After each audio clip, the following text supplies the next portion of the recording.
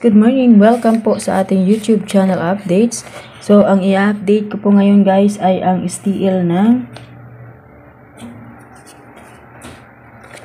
Cavite. So, ibalik ko lang po yung sumada natin ng Cavite nung nakaraan.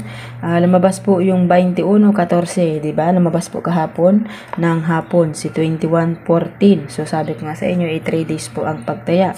So, isang araw lang po guys ay lumabas na ang 21-14.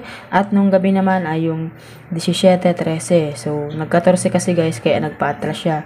Kasi nga, mahilig sila sa pabalik o di kaya sa bilang. Okay? So, ngayon, update natin ay STL ng Cavite.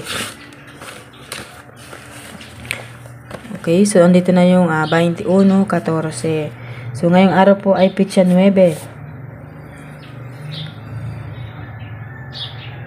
12. Okay, 13. 15. So, ngayon na tayong pitsa 9. Try natin guys si Gis. Okay, so Gis tayo. Gis 12 23 19. Okay?